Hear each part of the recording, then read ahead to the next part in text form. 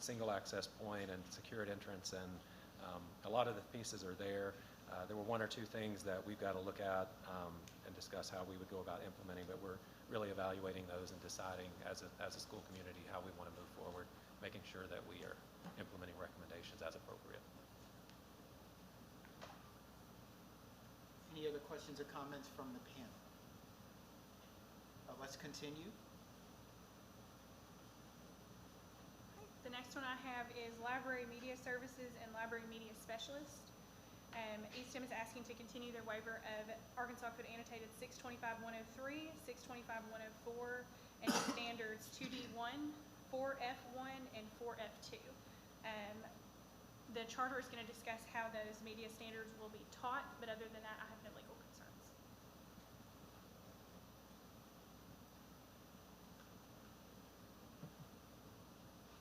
In terms of teaching the standards at the secondary level, I know that we have been training and developing our English language arts teachers to infuse those standards into their English courses and their curriculum.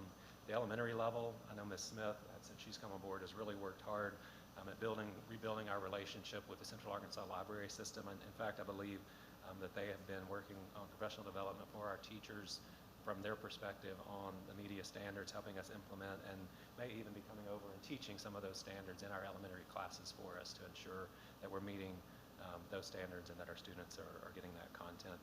We have set up classroom libraries, frankly, in each of our content classes, so that we're building those continuously and have dedicated resources to that to make sure students have options for books and things in our buildings.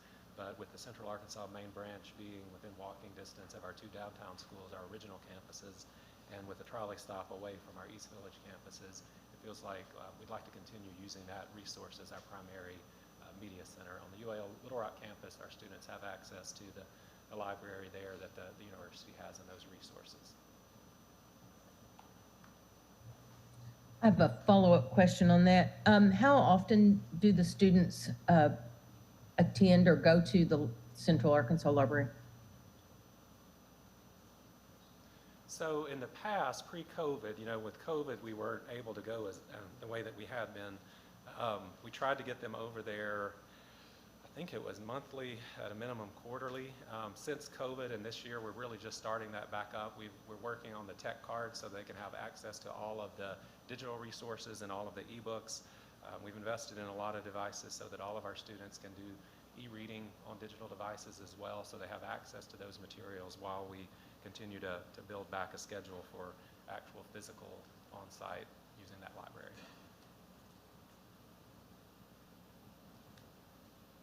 Any other question regarding this waiver? Let's continue. The next waiver topic I have is personnel policies for classified employees. And ESTEM is asking to continue their waiver of Arkansas Code Annotated Section 2301C and 617.2303, and I have no concerns. Questions or comments regarding this waiver request?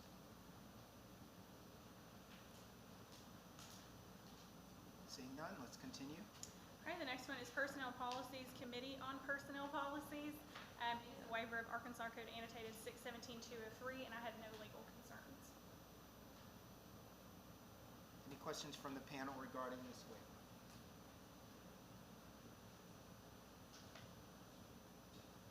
Hearing none, let's continue. Next waiver topic, Personnel Policies Daily Planning Period. It's a waiver of Arkansas Code Annotated 617.114, and I had no legal concerns.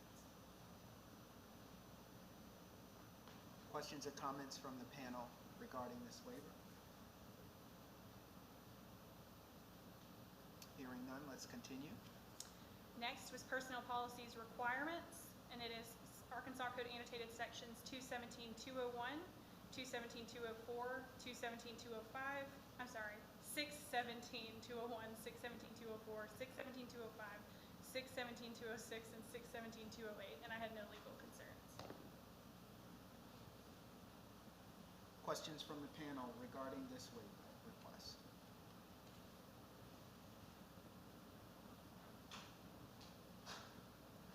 Seeing or hearing none, let's continue. Next one is Personnel policies, employment of licensed personnel. It's a waiver of Arkansas Code annotated sections 617.301A and 617.301B. And I also had no legal concerns. Questions or comments? Mr. Wright McMurray. So, of your teaching staff, how many, or what percent would you say is licensed and non-licensed?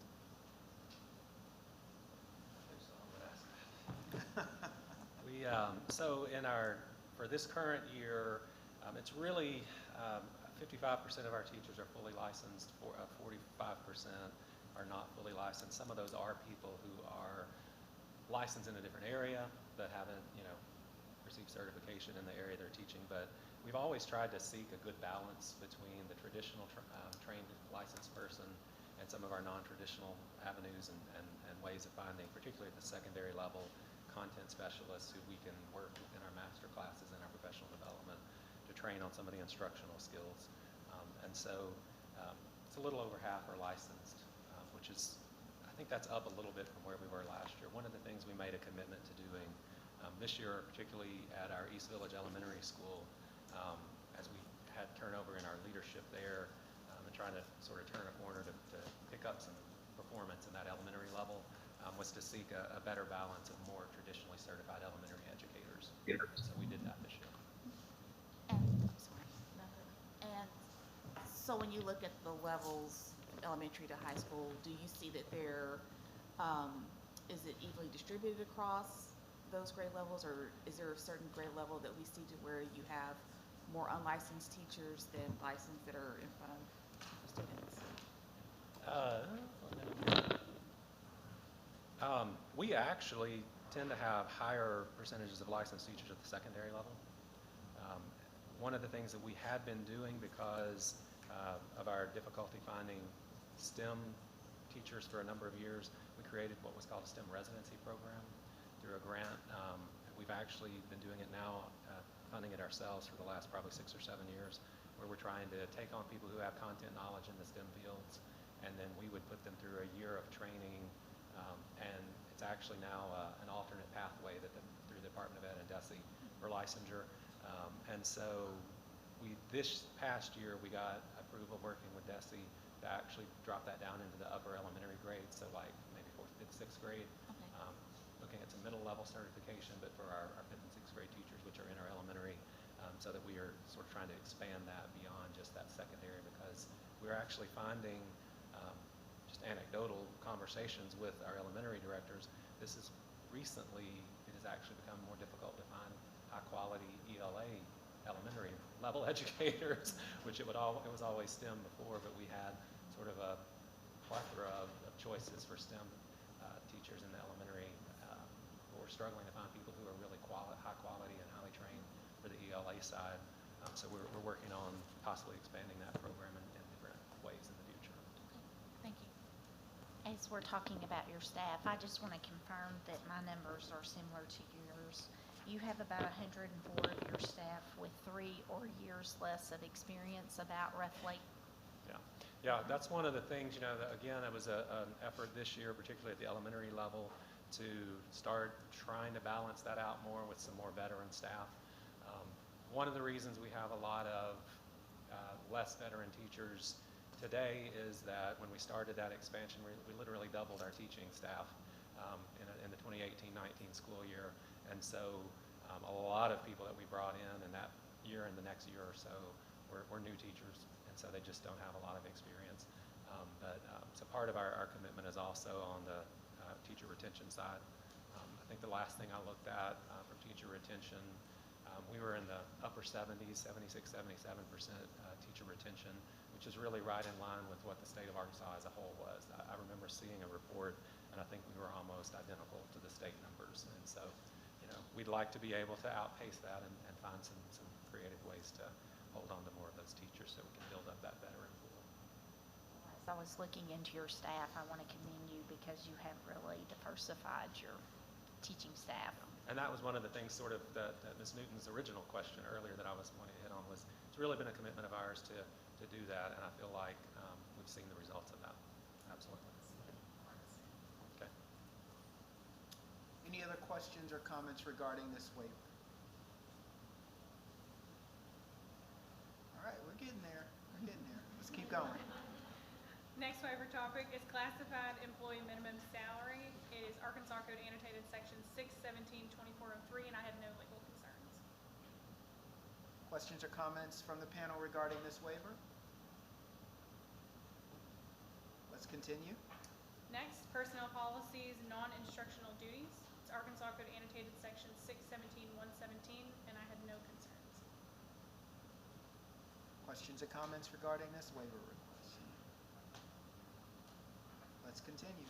Next waiver topic, personnel policies, Public School Employees Fair Hearing Act. It's Arkansas Code annotated sections 617, 1701 et sec, and I have no concerns.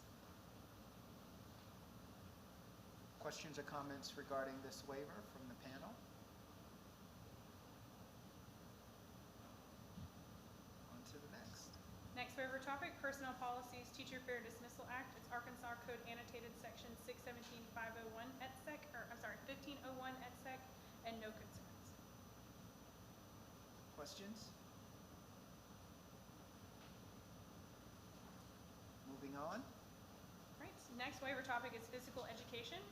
Arkansas Code annotated section 616-132, standards 1-A.1.6 and 1-A.1.2.6. The DESE rules governing nutrition and physical activity standards and body mass index for age assessment protocols in Arkansas Public Schools, sections 7.01.1, 7.01.2, 7.09, and 7.10. And I had no legal concerns. Questions or comments regarding this? Ms. Kaufman? Yes, so this is for elementary and middle. Are you requesting to waive it for high school? And I'm assuming, as mentioned previously, this is on your wheel. Yeah, all of that stands from what we said earlier for elementary and middle. We have not requested any waiver for the high school. We offer the 1.5 units as required under the physical education and health requirements. Any other questions or comments from the panel regarding this waiver? Let's continue. The next waiver topic is principal, and it is Arkansas Code annotated section 617-302 and standards 4-C.1 and 4-C.2. And I had no legal concerns. Questions or comments regarding this waiver request? Yes, Ms. Kaufman? I was wondering about the reason for the ratio. I understand that maybe some of your principals are not licensed, but I was interested in the ratio question.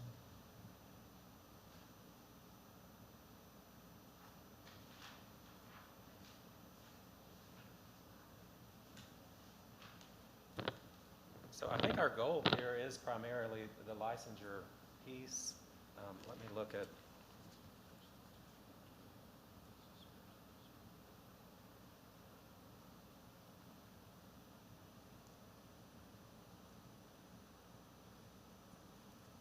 Yeah, the 4C1, those ratios, I mean, we've always met those and probably are well above those ratios, frankly, in terms of providing additional leadership support for our, we call them school directors instead of principals.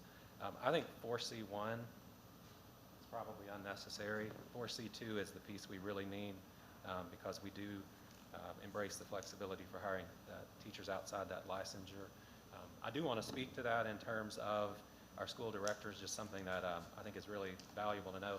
So of our 5 school directors, we have 1 who is in level 1 of master principal.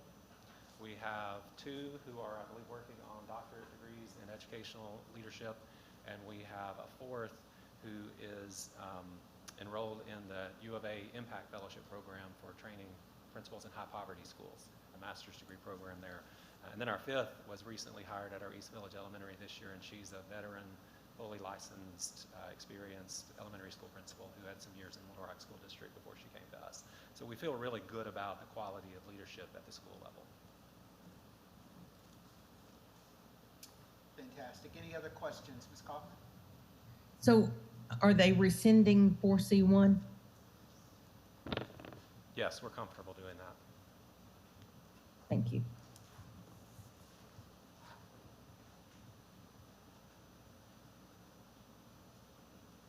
Let's continue. Okay. Next on the list, I believe, was professional development, but after speaking with ESTEM and Mr. Walter, I believe they are going to rescind that request for professional development, which was standard for G1. Yep. Can we get confirmation from the school in regards to rescinding that? Yes, we have offered to rescind the professional development section for standard 4G1. Thank you. Next up, I have salaries and compensation. It is Arkansas Code Annotated Sections 617-807, 617-902, 617-908, and 617-919. It's the DESI rules governing documents posted to school district and educational service cooperative website sections 5.01.4 and 6.01. I had no legal concerns, although I will add to Mr. Walter and Mr. Bacon that we probably should add 611-129, which is the website posting statute.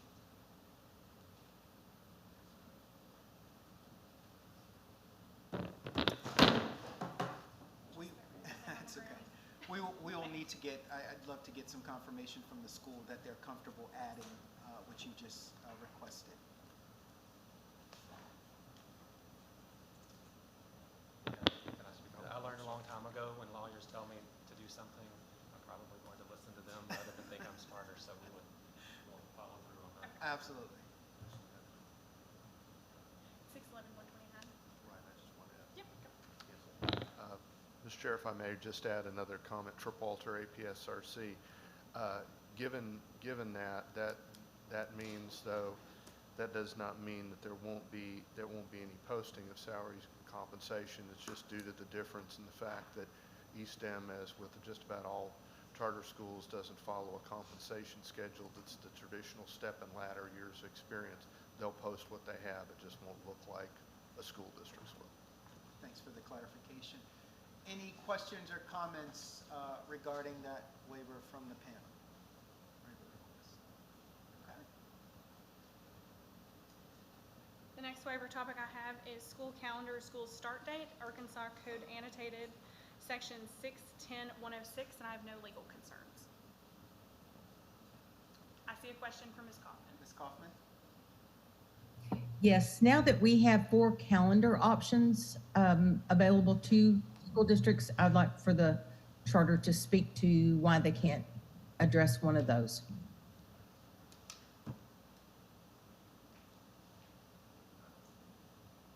I don't have those in front of me right now to be able to speak with specificity to those. What I would say is our commitment has always been to shrinking that summer break so that our students would experience less learning loss, and our anecdotal data over the years and historical data through our NWA assessments show that having this 3 to 4 week shorter summer certainly we have less learning loss than what national norms would show.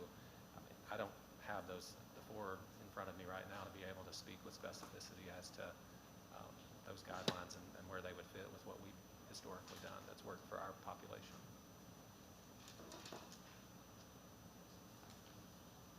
Any other comments or questions regarding this waiver request? I was just wondering if it's something that parents and students, not students, but parents and staff, faculty, and administration worked on.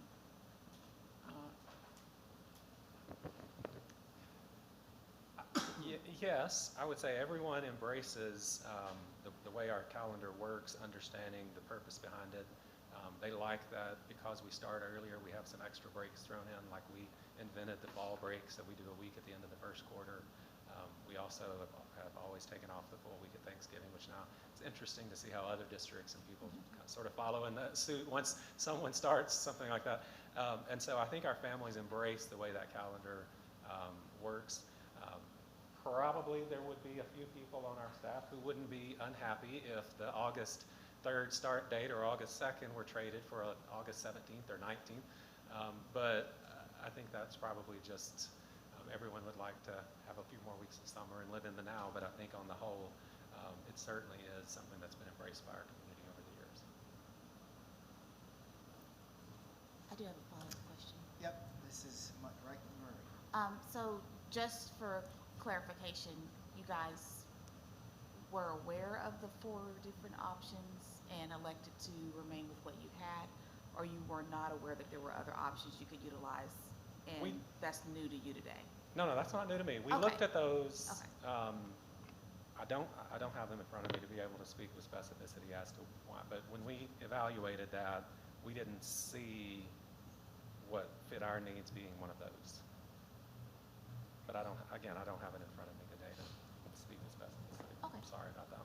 Yep. Ms. Kaufman? And to follow up, do you go more than 178 instructional days? Yes, ma'am. How many days do you go? Usually it's between 183 to 185 because we do build in these additional breaks. We also have our instructional day is generally about 45 minutes to an hour longer than what traditional school districts do. So we certainly get in, I think we calculated it a couple of years ago, about a quarter more time given the extra days and extended time in the day, 20% to 25% more instructional time than a traditional calendar. So to clarify, you're going more days and each day is longer. Yes, ma'am.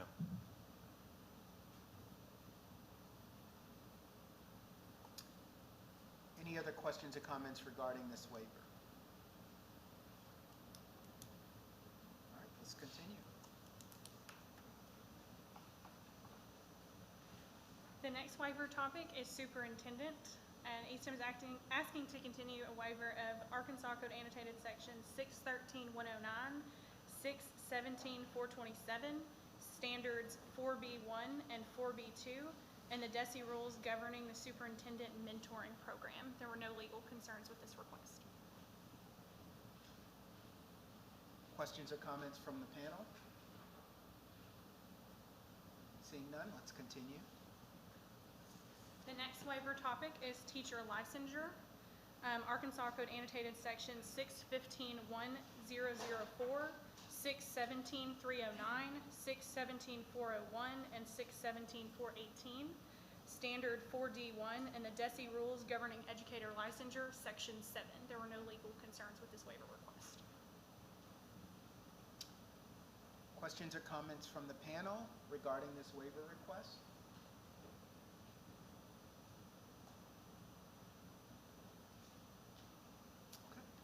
The next set of waiver topics are all for digital learning plan waivers.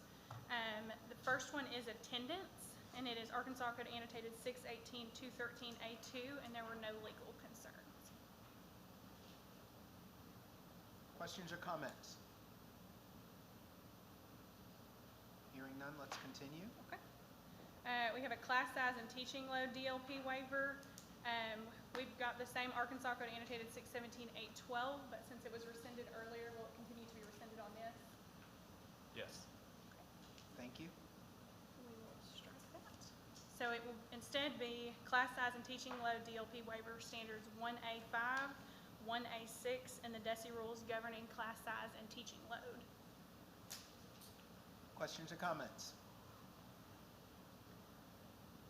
Seeing or hearing none, let's continue.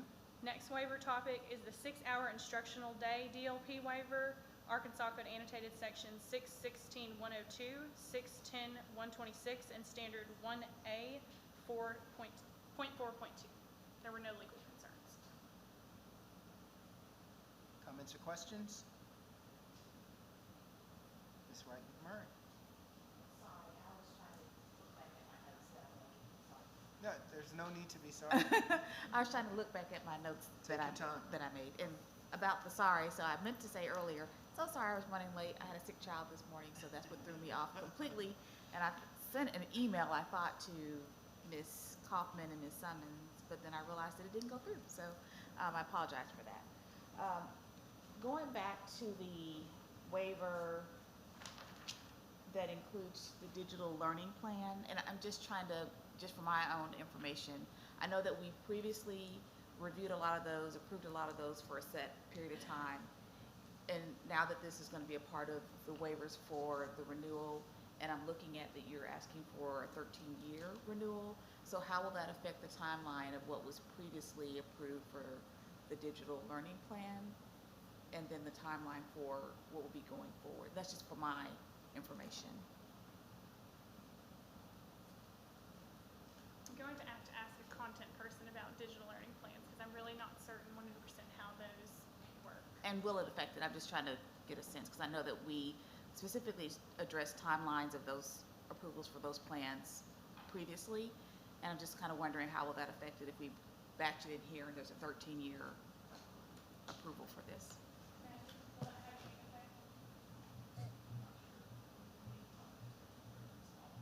Mr. Davis, I can address that. Yeah, please do, Ms. Kaufman. So typically, our state board has limited DLP approvals for 3 years, and last year we limited them down to 2 so that they would all end about the same time, because we're looking at the effects of the virtual learning. So I think the question that would come to me is how many students are currently enrolled in virtual-only learning?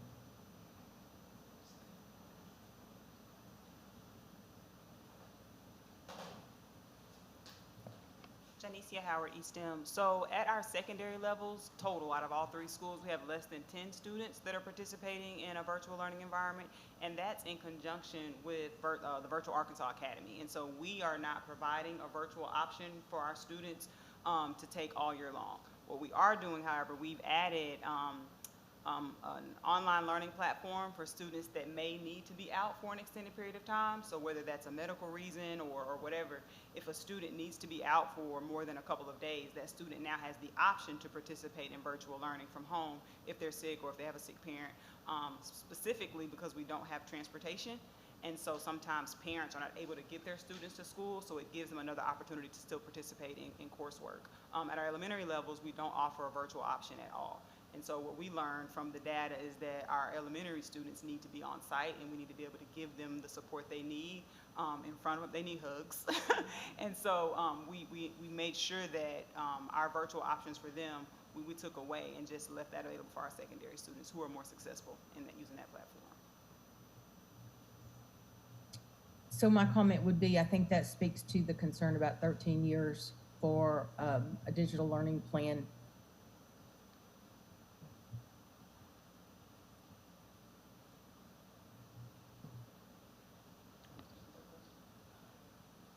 I would say, I think we understand that, as Ms. Howard said. We've been doing our own evaluations of our ability and effectiveness in providing virtual learning. We think we need it in a very limited set of cases that we're using right now, but we would completely understand. I don't know how the logistics of that work, but if that piece of our waivers needed to be for a much shorter window of time, we absolutely would agree with that, because we're constantly evaluating our effectiveness and ability to do that. So if that needed to be 2 or 3 years, we would understand that, if that can be done within the total set.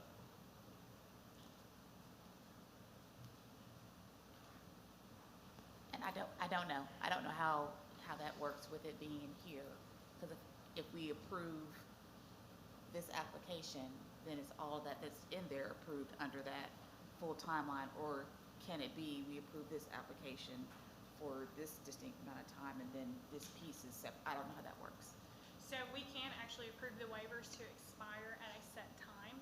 These DLP waivers, if you want to set them to expire in 3 years or 2 years, whichever the state board agreed with, then you as a panel can set those waivers to expire earlier.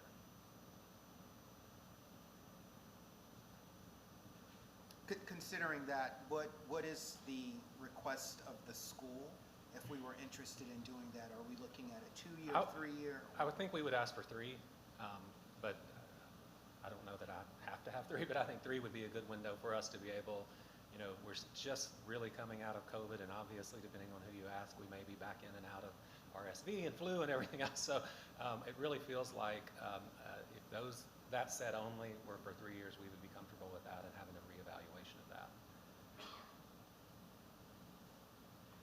So then I guess my next question is, for other applications, what has been the final determination of the state board on what the timeline will be for that waiver? Is it 2 years? Is it 3 years? So that we are consistent with how we have treated other schools. I will defer to Ms. Kaufman on that because I'm not 100% certain.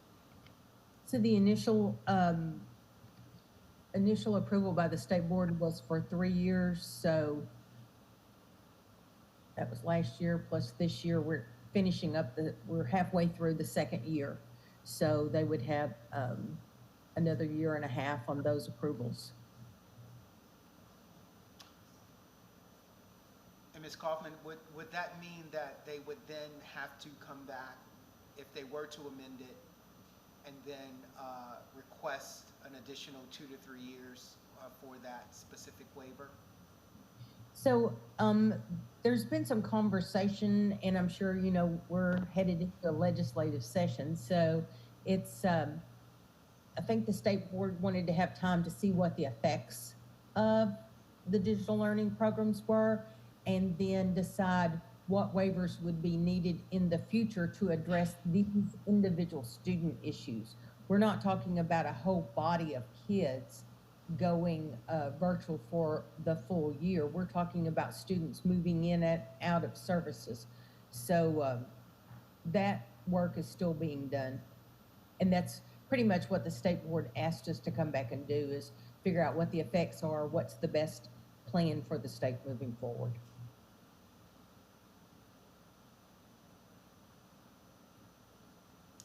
So it appears to me that it sounds as if there is potentially 18 months based upon the timeline that's been set before the school if they were to align that thinking. I'd love to hear. When we did this, we were specifically told that because we had a renewal coming up, that ours would expire at this renewal hearing. So we would need to have an extension, I think, of even if you're 18 months.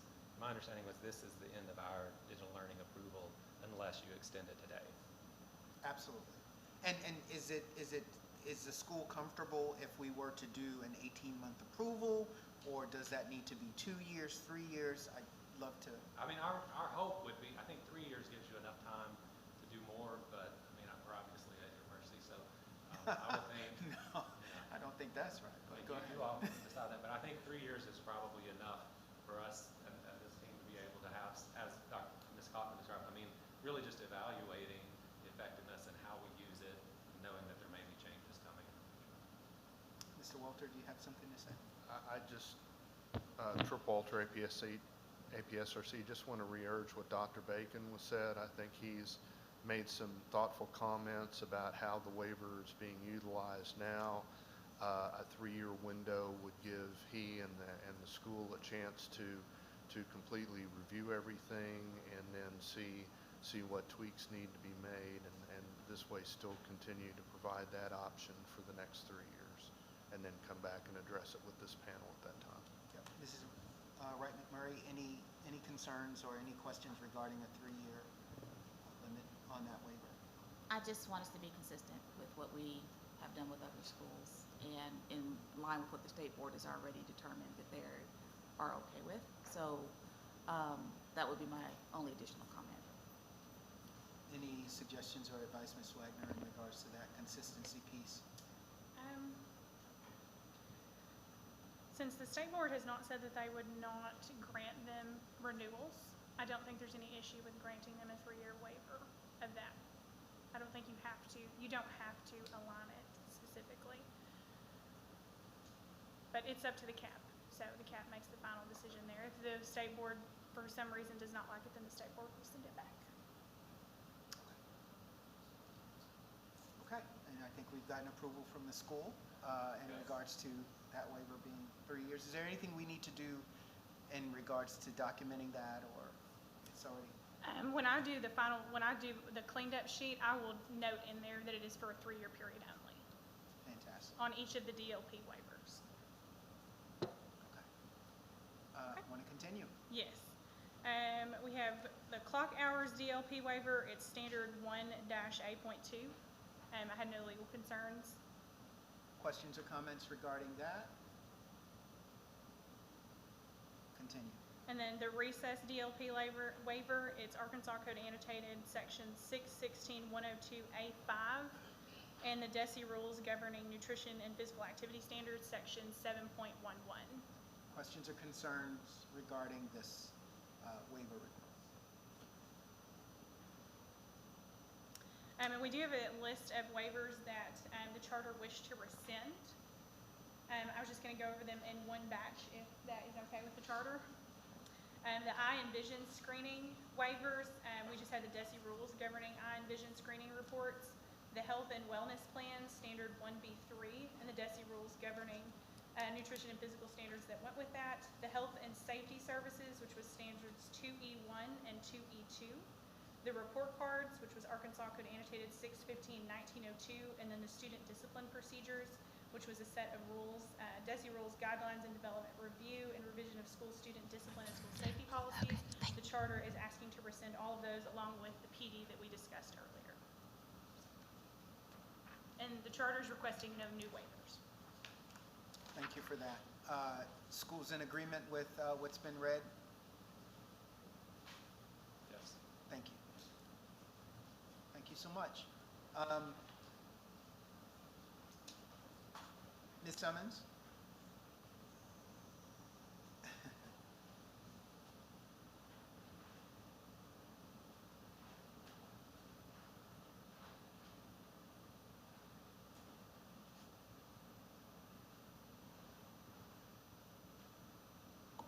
Name and title, please, and can you let us know if there are any other remaining issues in Yes. regards to this? Dory Summons, Public School Charter Director for DESI. We presented to you in the pack a list of the concerns that were presented by the CERT committee. We also have members who are here on the CERT committee, so in case you have any questions, we have no other information that came into our office about remaining concerns, but as you start your questions, they are available via Zoom, and then we also have some in the audience. Fantastic. Thank you so much. At this time, I'd like to open it up to the panel for additional questions and conversations. Oh, just one second. Well, Ms. Newton had a question that I think Would love for you to address that. Yes, so why don't we start there? Can you kind of restate it? It's been a while going I through don't those. remember either. I was generally speaking, if there's a way to look at your progress or through a lens to look at how you compare to other schools as it relates to discipline and suspensions,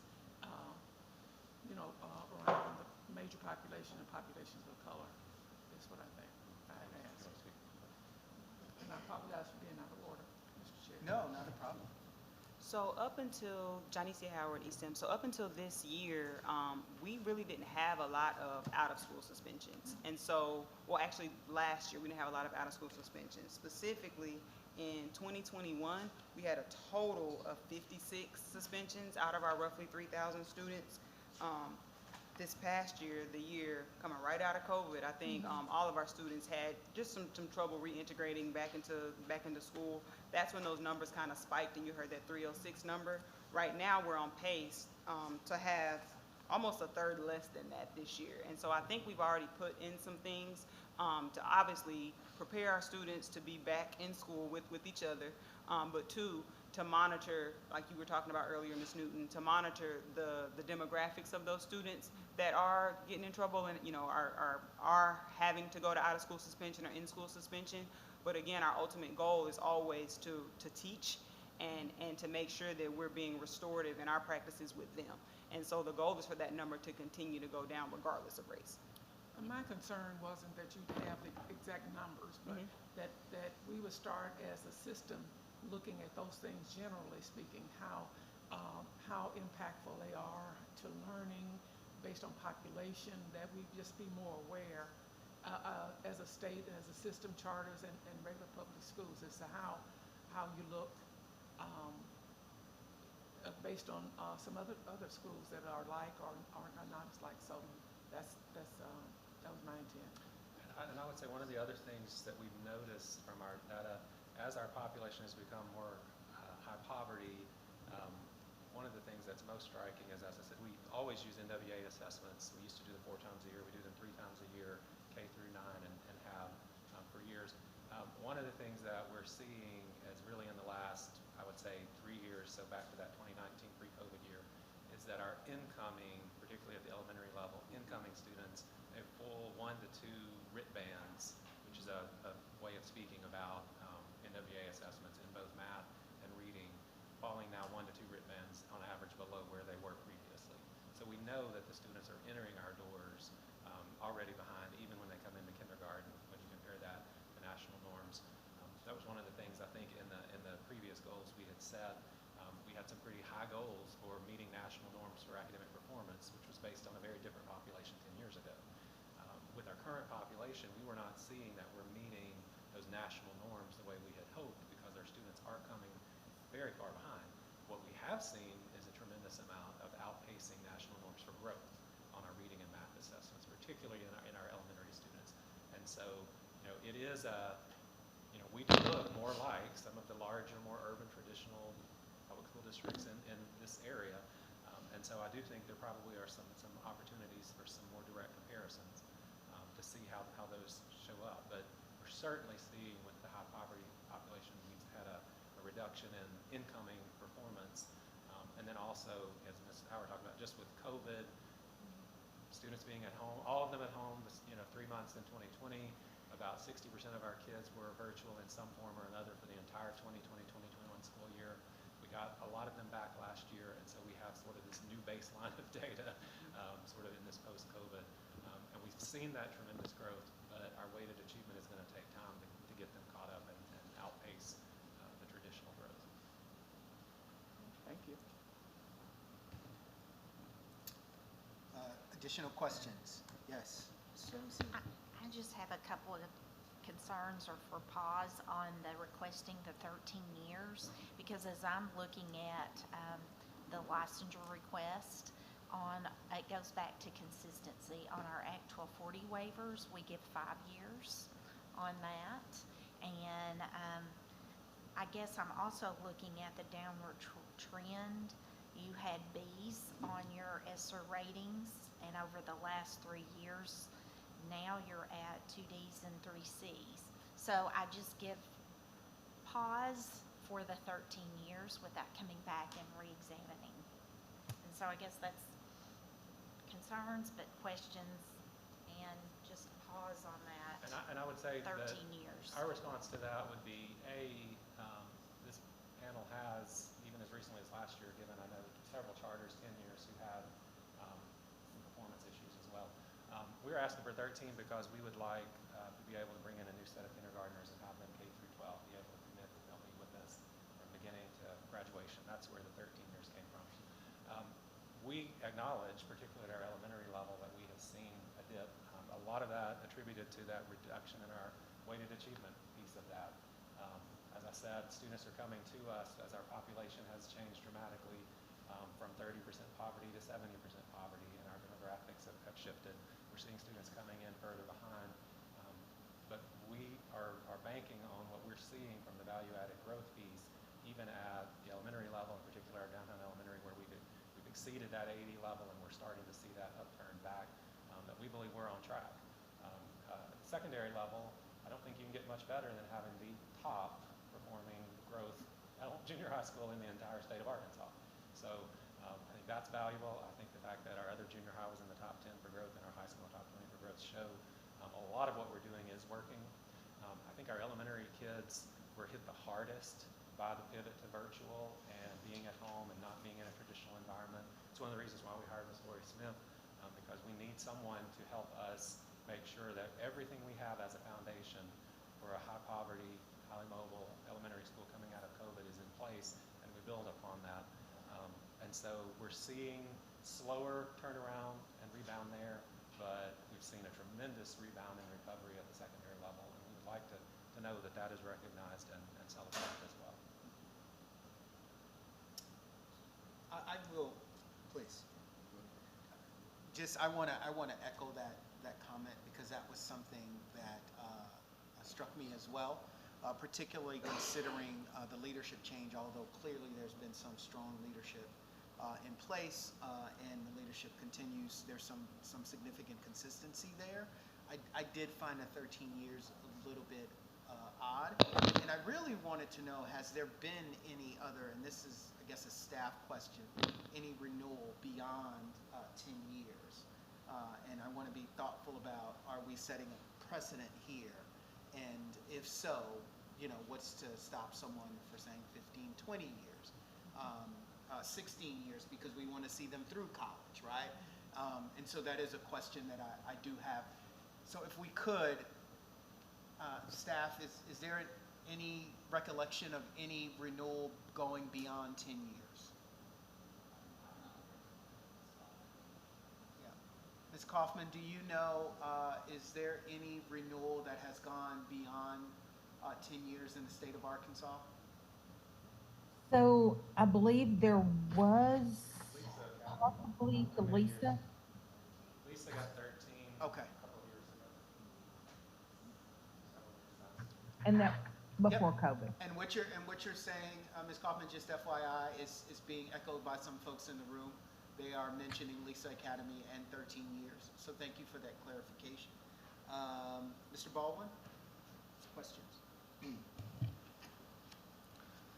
So just a couple of questions. In going through the application that you guys prepared, I was looking at the goals that you had established, and there was a couple goals that were not satisfied.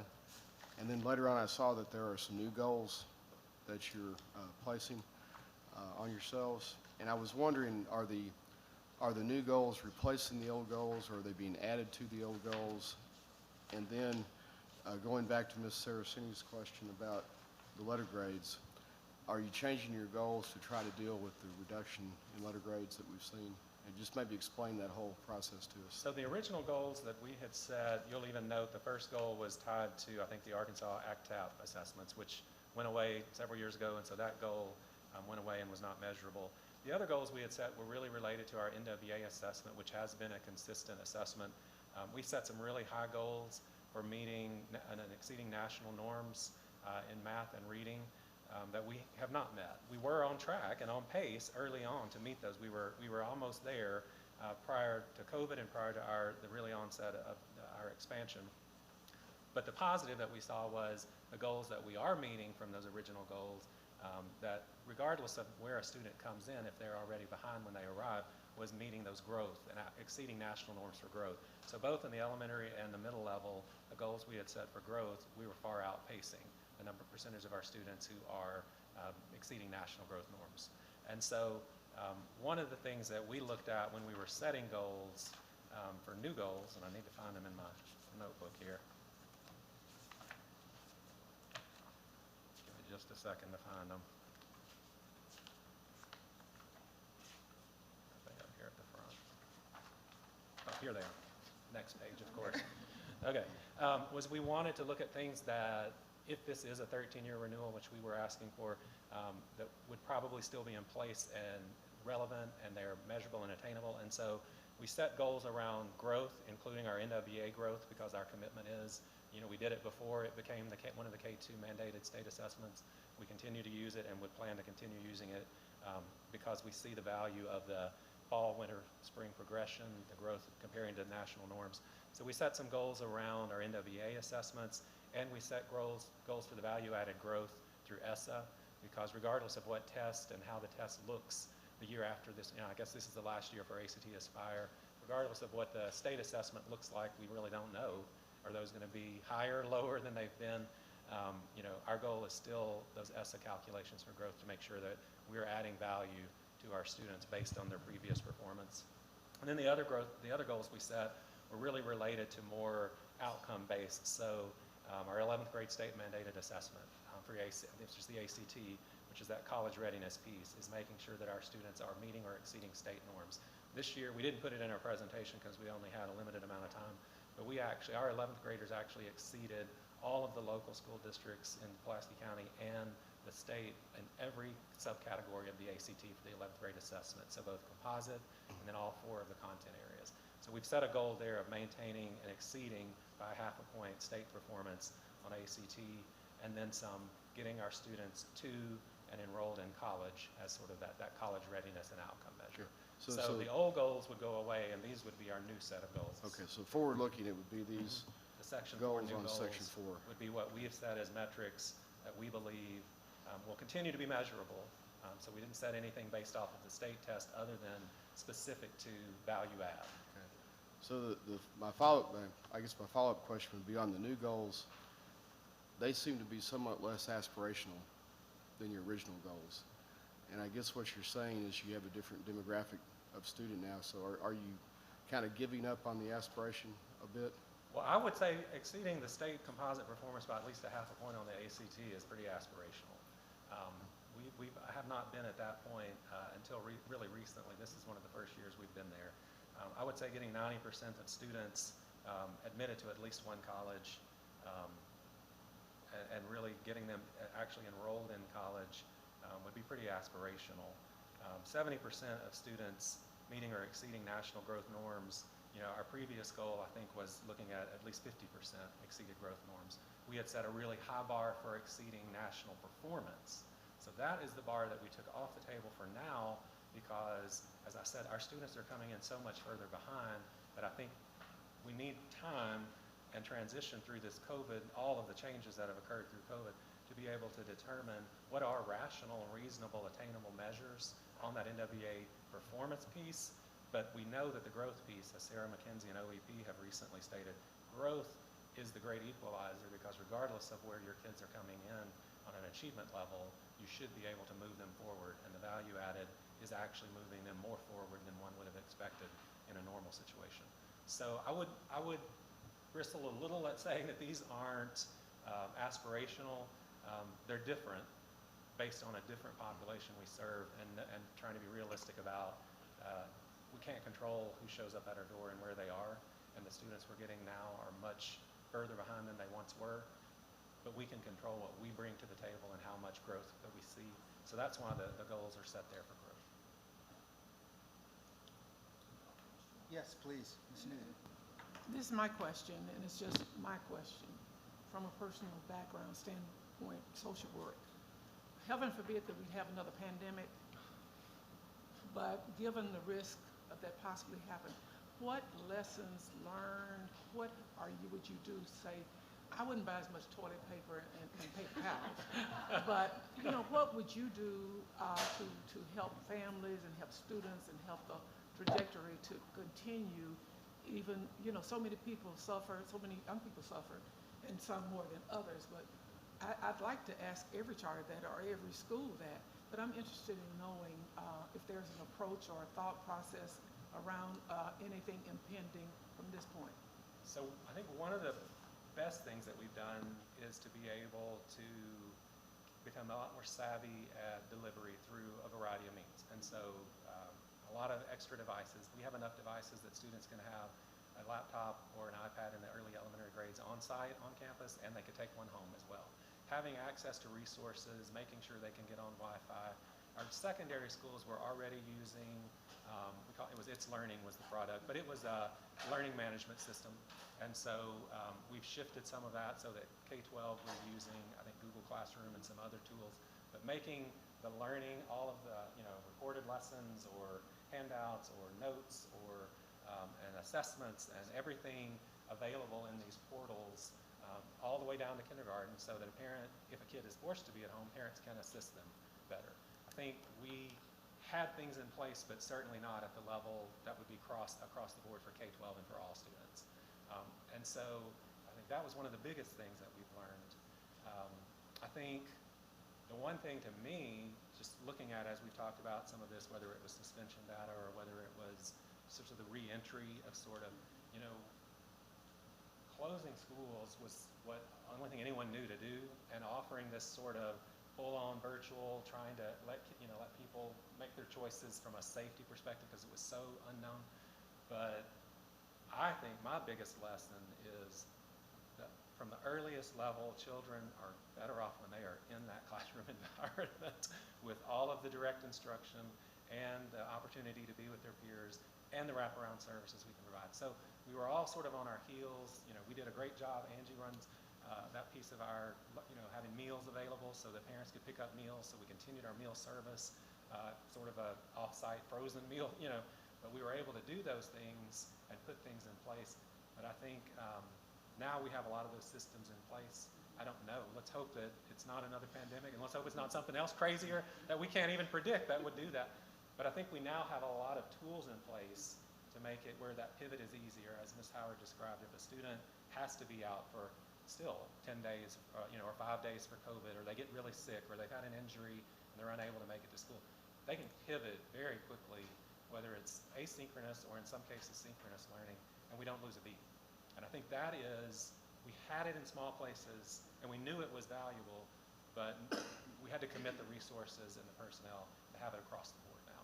So I think that is a positive outcome that we're further along.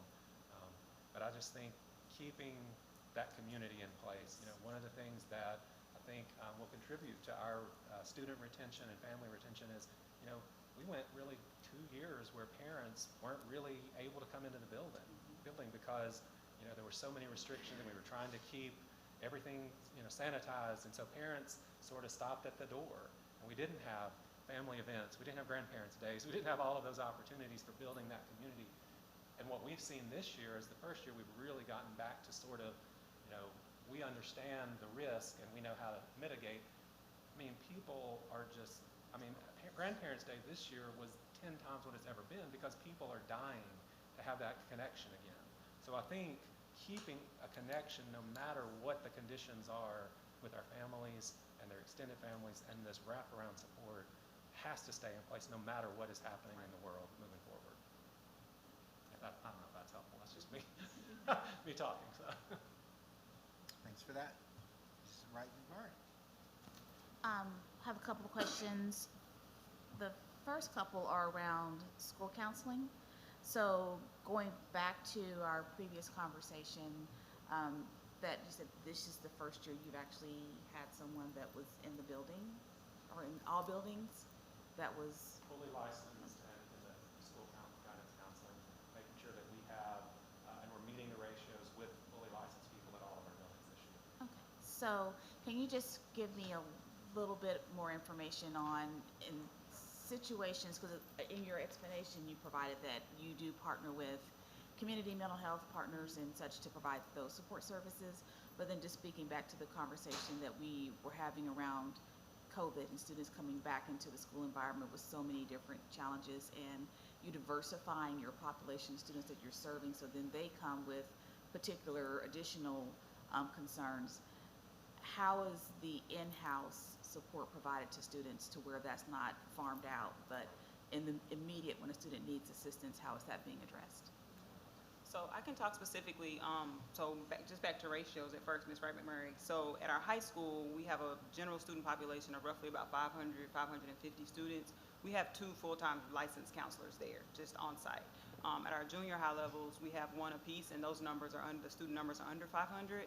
In our elementary schools, we have 2 to 3 counselors at each building. So on site, we have counselors available. In addition to those counselors, we still kind of outsource some of those mental health services from local partners. And so I think the collective of all of those people working together is what's providing our students with the support they need. We also have a lead counselor that works at the district office that helps support those counselors and kind of finds additional service providers if we need those throughout the year. And the mental health providers are generally coming into the school. It's not something that we're referring and sending away for parents to have to deal with getting to so their kids somewhere for services. We're constantly having requests to build a wall to create a new space that's private for, because those different groups are very committed to providing wraparound and supporting our kids. But we try to do all of that on site so that it's there, to provide that extended support for our students. Then my second question, also related to school counseling. First, really appreciated and commend your students that have come through your doors and exited on the other side and have successfully gone into post-secondary and gone on to bigger and better and brighter things. You mentioned there's 90% that typically fall within that realm. For the 10% that are not going immediately on to post-secondary, can you speak to what types of supports and guidance are provided to those students who may not immediately go to your traditional college campuses? So for your exact question, about 3 or 4 years ago, one of the things I thought about that we really needed to put in place was, as Howard talked about, we do a good job getting our kids to college. Once they're there, were we able to really control, a lot of it is we hope we prepared them. And so looking at data on how we make sure they get through college, but then also those kids who are I need to get an apartment. I need to know how to turn on my utilities. I'm having a child at 21. I've gone into the military, and I need to support family.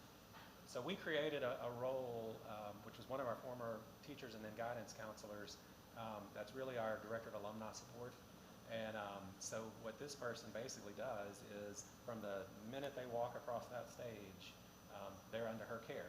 And so she is in communication with the students and their families and their parents.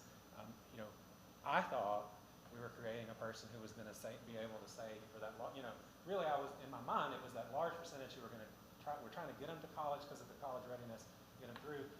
But really the stories she tells are just so, kids literally, I lost my job. What do I do? How do I file for unemployment? How do I can't pay my bills. Is there anyone I can talk to because I'm about to get kicked out of my apartment? It's the life, adult living that I think we talk about it with kids, but once they graduate high school, in most cases, it's on the family and they're sort of on their own, but we committed to providing this support piece to see them through. And it's heartbreaking, but it's also heartwarming to hear the stories that, children, not children anymore, they're young adults who are graduate at our school who now I feel so confident that they're going to have a better chance at succeeding in life because whether they're going to college or the military or straight into the workforce, they're all dealing with those adult life issues. And oftentimes the parents either don't know about the issue because the young adult's not telling them, or they really don't know how to help them through it because they may be struggling with some of those same things themselves. So it's really been an incredibly valuable resource, I think, for helping all children, but in particular, the power has been in the ones who aren't going to college that need just life assistance. So you said there's like parallel conversations on being college ready and career ready at the same time for your students as they're moving through. So at our high school level, we actually offer a course called College and Career Readiness, where Okay. students are presented with multiple options. I think just a couple of weeks ago, we had a post-secondary fair. And so we had everything from colleges there, the students could talk to representatives from those schools. We had EMTs there, we had police officers there, we had the military there. And so we had just different things that students choose to do after college with representatives from those respective fields that could help our students kind of navigate that after high school. It was really awesome because I was just following it on social media and it was, this was the day that it was all these four-year universities, and this was a day that it was more two-year or career and technical institutions, and then this was literally police, fire, EMT, city, public services, and then, small business, and military. It was really incredible because it is what we're trying to teach our kids is, college ready is one of our main goals. It's been from day one in our mission and vision, but that career readiness and world readiness is also equally, if not more important for all of our students. And then my last cleanup question that I had, in relation to gifted and talented.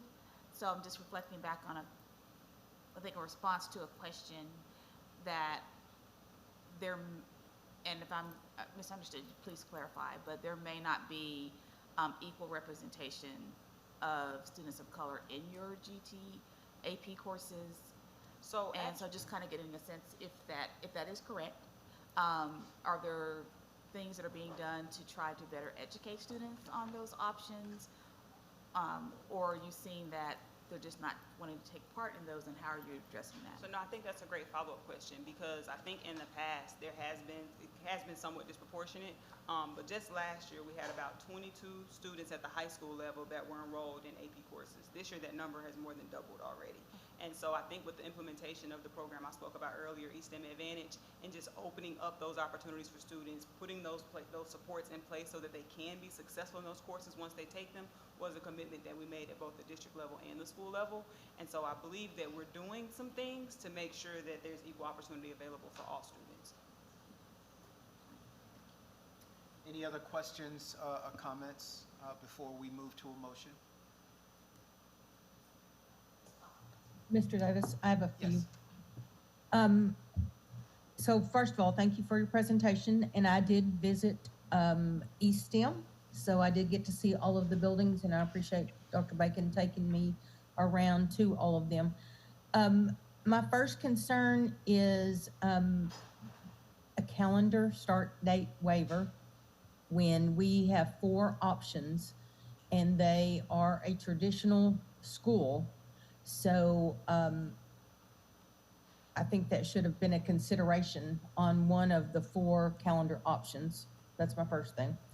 Second thing is, in the goals that Mr. Baldwin addressed, I would feel more confident about those goals if there were baseline data.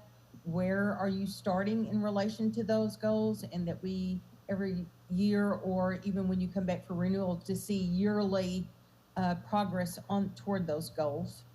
And finally, my concern is 13-year approval on a charter that's been in operation for 14 years and still asking for this number of waivers. And when I think about the opportunities that are, while they are being provided, they're not a year-long opportunity for PE, library, visual arts, music, GT, Arkansas history. And with the changing demographics, it just causes great concern.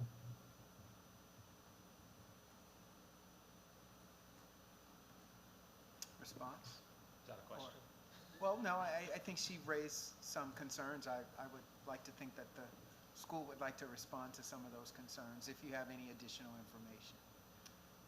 I was trying to take notes. I heard talk about the calendar.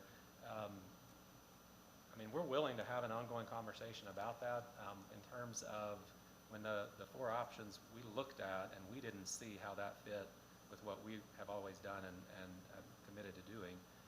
So not being able to really look at it and process it. I know you don't want us to do that standing here today. I'd need to look at that and make sense of it.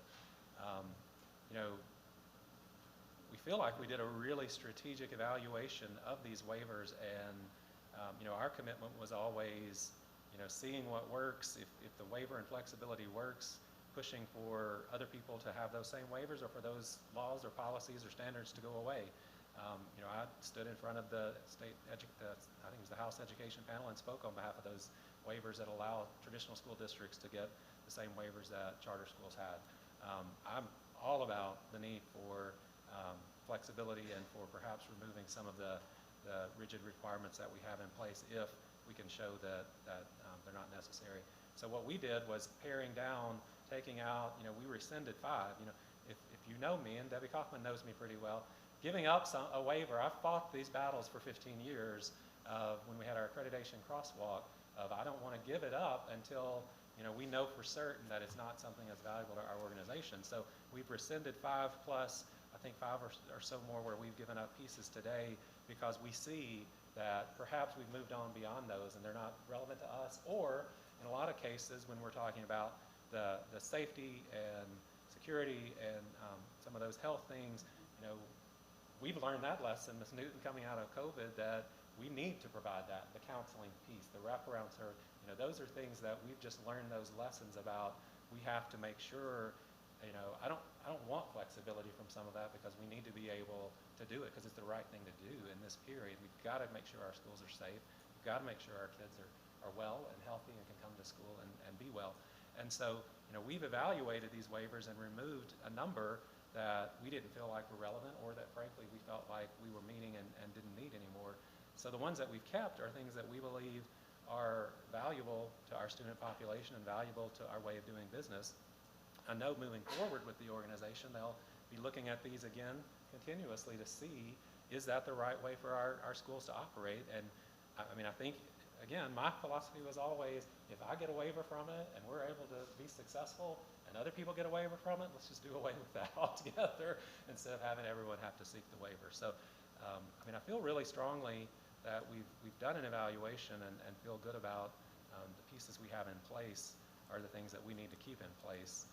I'm happy to dig into some baseline data as I shared with you sort of anecdotally. You know, setting these new goals was basically trying to set goals that are measurable. We know these are all measurable, but they do need to be achievable for the population that we serve.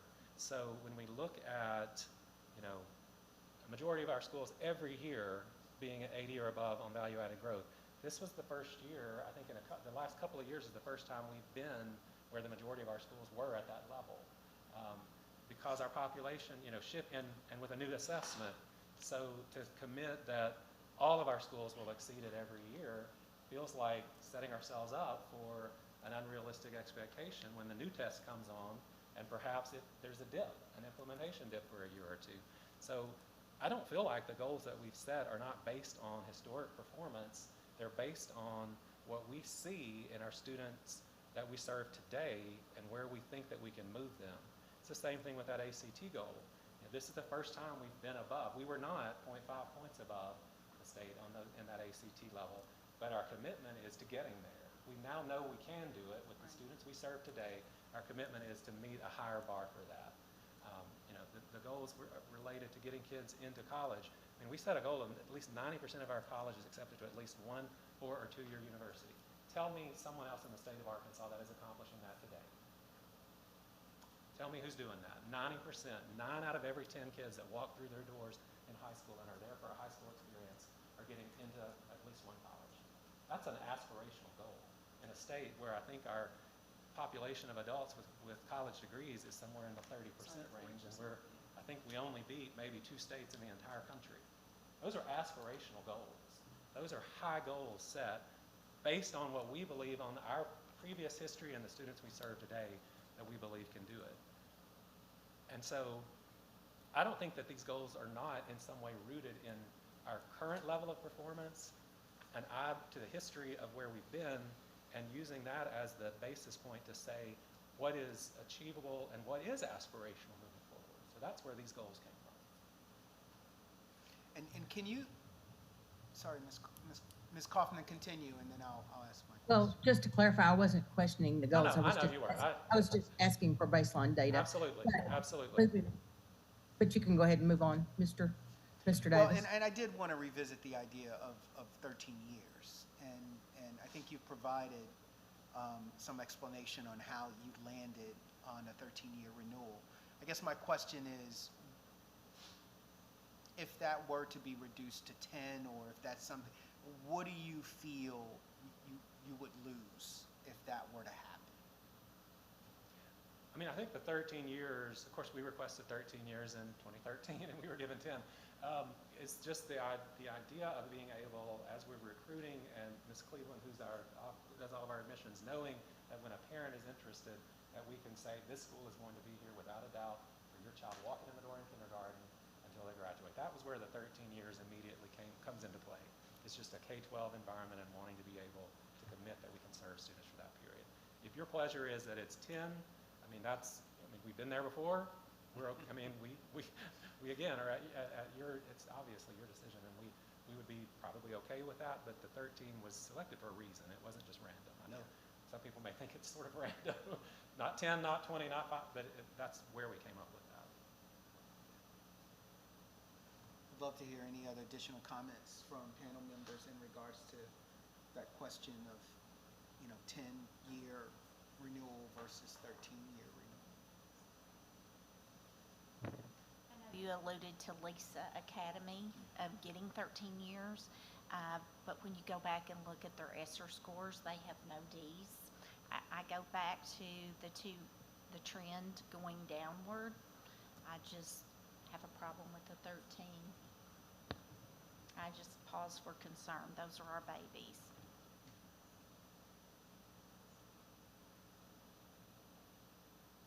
Any other members? And I just want to remind, the trend down is a trend that everyone is seeing, and it's a trend that we actually are seeing the recovery, particularly at the secondary level.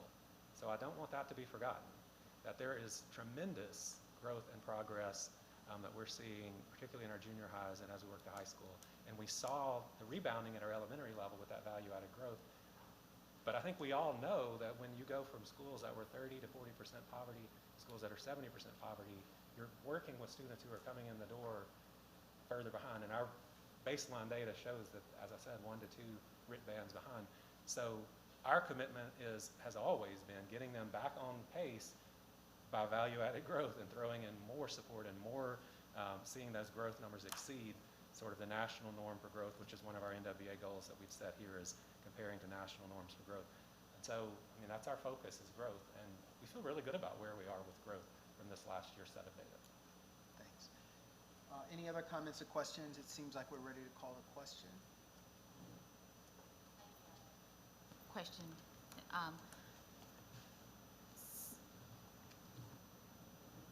And I don't know if it lands here or if it lands when we start the process for determining our recommendation.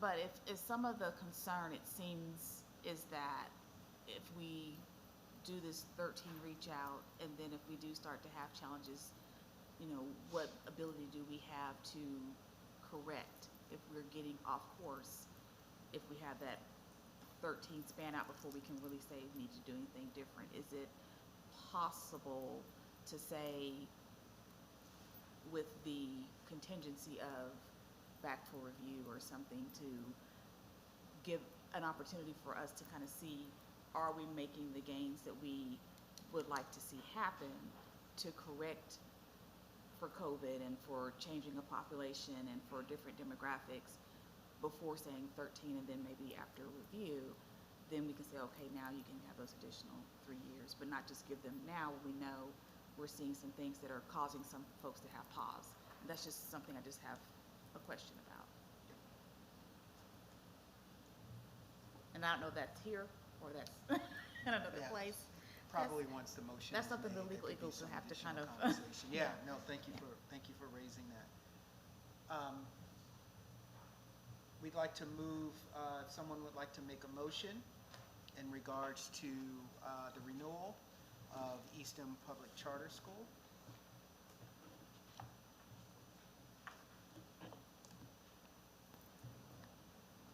I make a motion for the renewal, but I still need to have all those other pieces figured out, so I don't know quite how to make the motion, I guess I would say.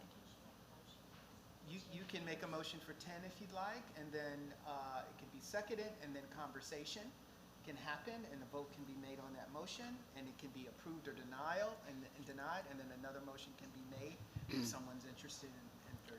Okay. All right, that's my understanding of how this. Can I ask a question before we accept the motion? Sure. So if we do a motion for 10, I also have concerns about the trends. I really expected to see you guys comment more about your plans to change the trends. I didn't see that in there, so my concerns remain. If we do a 10-year renewal, can we have a period of time where they come back in and talk to us about the results? Can we have that in the motion, or is that just something we do? We can do that anyway, I guess. But Yeah. I guess that's a question maybe for the staff, is how normally would you do that if you wanted to have a shorter period of time to kind of revisit results? Because that's part of my question, is if we're I can answer that. Yes, go Yep, ahead. Ms. Kaufman has an answer to that. Yes. So typically, a charter comes up for renewal, and 5 years is the minimum renewal. You can ask them to come back in for reports. That has been done. In this situation, you may want to look at a shorter number, and then if things are solid like you think, and the thing you have to consider is the charter panel may be different at some point in time, so they're not going to remember the reason you brought a report in. But you can extend it up to, I believe, correct me if I'm wrong, 20 years, but the minimum is 5. And Ms. Kaufman, help me, I want to make sure that we're approaching this the right way, right? There will be a motion made, a second, and then some brief conversation about that, and then a vote or denial on that motion. If the vote is denied, another motion can be made, and then the same process happens again. Is that correct? That's correct. Okay. All right. Does that satisfy all panel members? I'm sure, I'm 100% sure still what I'm supposed to be doing. And I guess I still have questions, because I see their rationale for wanting to do the 13 years, and I understand why they will want to do that for recruiting purposes. I do understand that. And I do understand, and I appreciate, and I also am looking at, that's a long period of time to go and not have any way to say, okay, hey, we're kind of off track here, let's correct. So that's why I was wondering, how do we kind of make that compromise on that? And so. Well, let's have that conversation in the motion. Okay, so And then that's what the vote is for, Okay. right? Would someone like to make a motion? Oh, Can I say? yes, please. So, I know you all had noted on the virtual digital learning waivers, I think there was a discussion of 3 years, and then Easton would need to come back and evaluate the digital learning waivers. So given that we're changing assessments from the ACT Aspire, we'll have that set of data this year. The next one is the first time with a new assessment.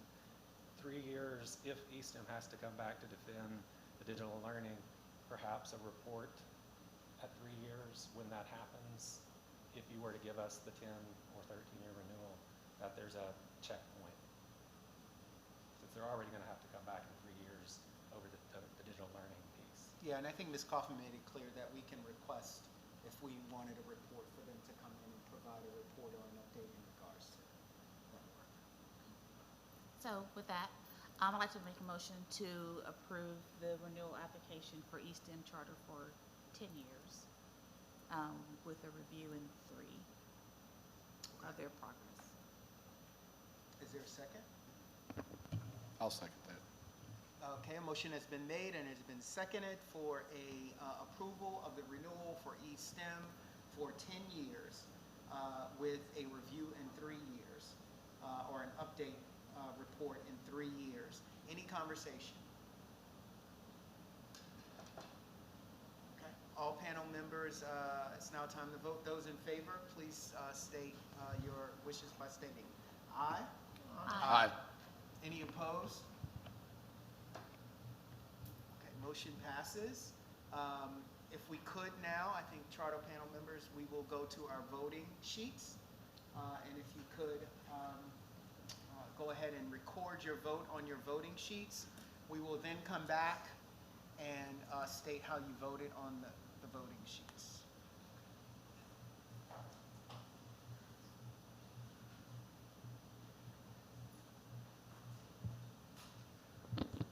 I agree.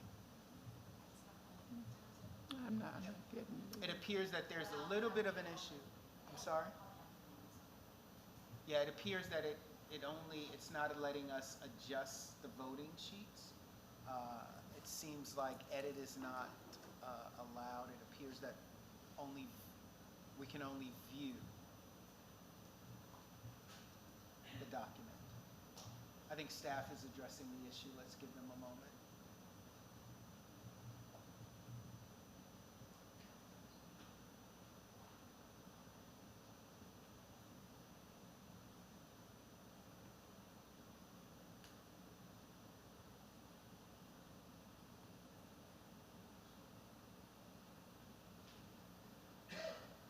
We'll wait for some indication from staff.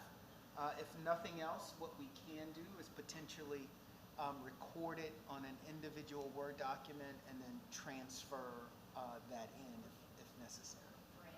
It appears to be working now. Thank you. I had to be set up independent of, but so mine is not coming up at all.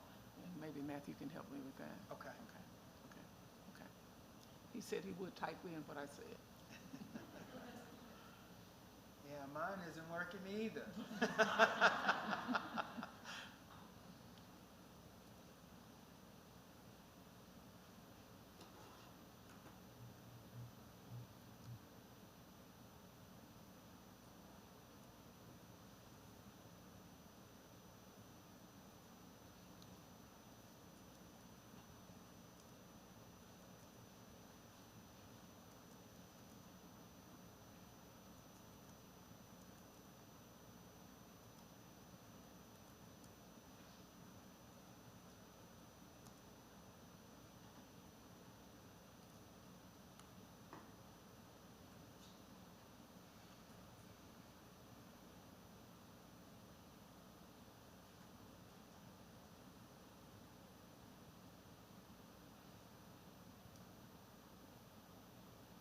Give a couple more seconds here.